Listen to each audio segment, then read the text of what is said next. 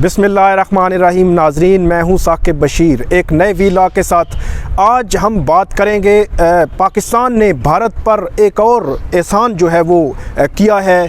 भारत की जानिब से इस्लामाबाद हाई कोर्ट में कैदियों की रिहाई के लिए दरख्वास्तें दायर की गई थी। अगरचे एक तरफ भारत का जो रवैया है वो कलभूषन केस में वकील करने और उसकी पैरवी करने के लिए तैयार नहीं, इसी अदालत, इसी बेंच और इसी चीफ जस्टिस के सामने दूसरी तरफ भारत जो है वो अपने कैदियों की रिहाई के लिए बार बार इसी अदालत के चक्कर लगा रहा है।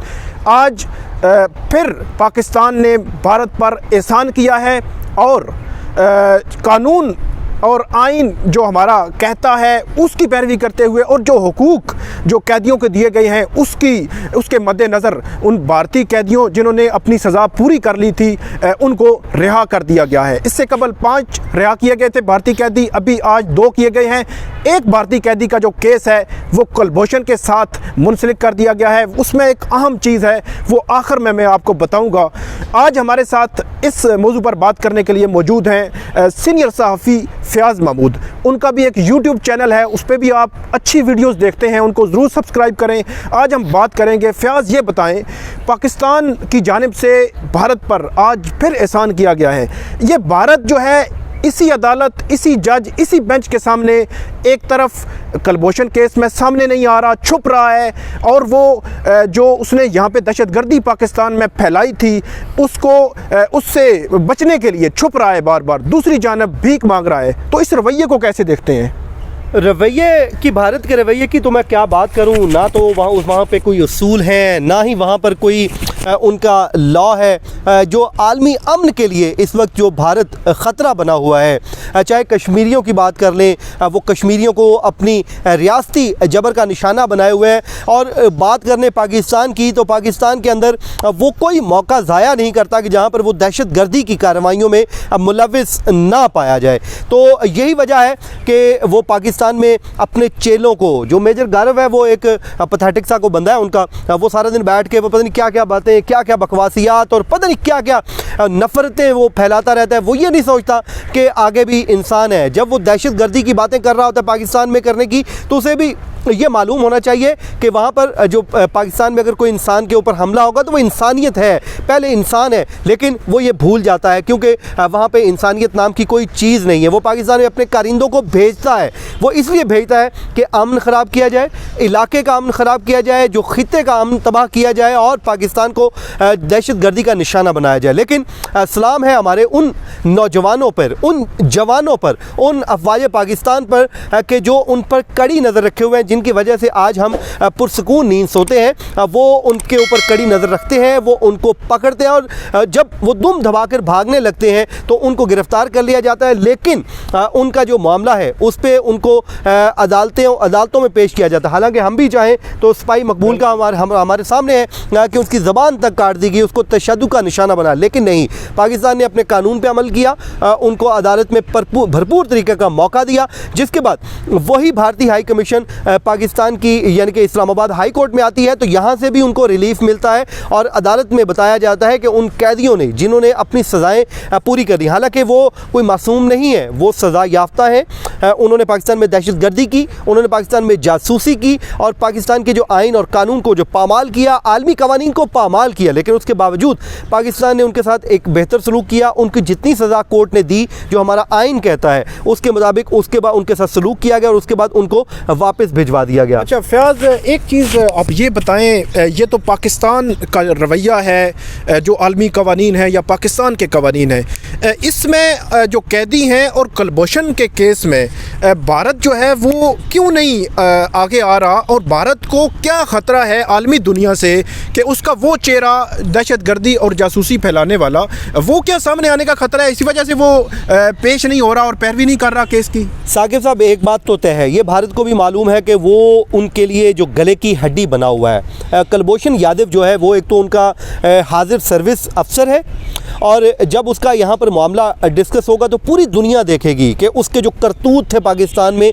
जो उसने दहशत गर्दी की कार्रवाइयाँ की, अभी तक तो सिर्फ हम लोग जानते हैं। जब अदालत में, ओपन कोर्ट में जब ये मामला आ जाएगा तो ये पूरी दुनिया भारतीय करतूत देखेगी, फिर आलमी अदालत इंसाफ भी देखेगी, क्योंकि आलमी अदालत इंसाफ ने कहा है कि उसको एक अपील का मौका दिया जाए, और पाकिस्तान ने एक कदम नहीं बल्कि 2 कदम आगे बढ़ के मौका दिया कि आए, आप अपनी बात करें, जो आपके दिल में है वो हमारी जो कोर्ट ऑफ लॉ है, हमारी कोर्ट्स के सामने अपनी बातों को रखें। लेकिन भारत इसलिए भाग रहा है कि उसके करतूतों ने यहाँ पे बेनकाब होना है। करतूत उनके जो आपको पता है पूरी दुनिया के सामने है, अच्छे नहीं है। मोदी वही जो गुजरात में कार्रवाइयाँ करता था, वही पूरी दुनिया को उसने गुजरात समझ रखा है कि जहाँ पे दिल करेगा जाके कार्रवाई करेगा, लेकिन वो भूल जाता है कि पाकिस्तान से हमेशा उसने छितर खाए हैं। तो कलभूषण यादव का जो मामला है वो भी छितरों वाला मामला है कि वो छितर भी खा रहे हैं, 100 प्याज भी खा रहे हैं, वही जो कहावत है। तो मेरे ख्याल में भारत को भागना ही है। भारत का जो केस बहुत कमज़ोर है और भारत को हालांकि आगे बढ़ना चाहिए और बढ़ के अपने मुकदमे को लड़े। अगर वो इनोसेंट है तो हमारी कोर्ट कह चुकी है कि हम उनको मुकम्मल जो राइट्स हैं, राइट्स ऑफ लाइफ है, वो भी देंगे, लेकिन वो अपना केस तो साबित करें। लेकिन भारत भाग चुका है और दुम दबा के भाग चुका है। अच्छा फयाज़, यहाँ पे मैं ये समझता हूँ कि पाकिस्तानी गवर्नमेंट ने मज़ीद भारतीय जो चेहरा है वो उसको सामने लाने के लिए जो भयानक चेहरा है, एक चाल चली है, वो बड़ी इंटरेस्टिंग है। भारत ने 8 जो भारतीय कैदी थे उनकी रिहाई का मुतालबा किया था। अब 7 पाकिस्तान ने रिहा कर दिए, भारत वापस भेज दिए। एक भारतीय जो कैदी वो बचता है। आज जो एडिशनल अटॉर्नी जनरल हैं उन्होंने अदालत को ये कहा कि आप कलभूषण केस जो 9 नवंबर को सुना जाएगा उसके साथ ये केस फिक्स कर दें। उसमें इनडायरेक्टली मैं ये समझता हूँ ये भी मतलब है कि वो भारत जो कलभूषण केस में पेश नहीं हो रहा, लेकिन उसका वकील उसी केस में सामने अदालत के सामने खड़ा होगा। क्या अदालत उससे कुछ पूछ सकती है या कानूनी तौर पर तो वो बाइंडिंग नहीं है कि वो अदालत को ये कोई जवाब दे, लेकिन आप क्या समझते हैं कि ये चाल जो है भारत को मज़ीद एक्सपोज करेगी? जाहिर है जी, देखें ये आज एक अटॉर्नी जनरल की जानिब से एक इस्तदा की गई थी जिसे अदालत ने मंजूर कर लिया। देखें जो हमारी अदालतें हैं वो तो उसी पे बात करेंगी ना जो उनको कोर्ट में जो खड़े वकला कहेंगे। अब इसमें एडिशनल अटॉर्नी जनरल ने ये एक इस्तदा की, प्रेयर की, जिसे अदालत ने उस वक्त मंजूर किया जब उन्होंने जो भारतीय हाई कमीशन के वकील थे उनसे जब वही सवाल पूछा तो उन्होंने कहा कि मुझे वक्त दे दे, मैं इस पर मोहलत दे दे, मैं टाइम दे, मैं ताकि इसकी तैयारी करके आ जाता हूँ। तो जिसके बाद अदालत ने उनको तैयारी का मौका दिया, भरपूर तैयारी का मौका दिया और अच्छा टाइम भी दे दिया। और 9 नवंबर की ये तारीख मुकर्रर की है जिसमें अब लाजमी बात है उस दिन कलभूषण का केस भी लगा होगा, ये केस भी लगा होगा। जब दोनों केस डिस्कस होंगे तो अदालत उस वक्त भारतीय वकील से ज़रूर पूछ सकती है कि कलभूषण का भी मामला यहाँ पर ज़ेर समाअत है और हम आपको बार बार मौका दे रहे हैं, बार बार आपको चांस दे रहे हैं कि आएँ और अपना केस साबित करें।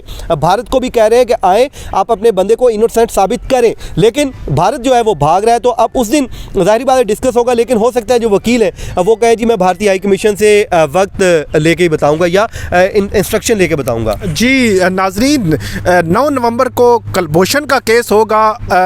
भारतीय हाई कमीशन जो है वो नहीं मान रहा इस केस की पैरवी करने से, ना वकील को पेश कर रहा है, लेकिन फिर भी टेक्निकल ग्राउंड्स पे भारतीय हाई कमीशन का वकील अदालत के सामने खड़ा होगा। वो क्या जवाब देगा ये बड़ा इंटरेस्टिंग होगा।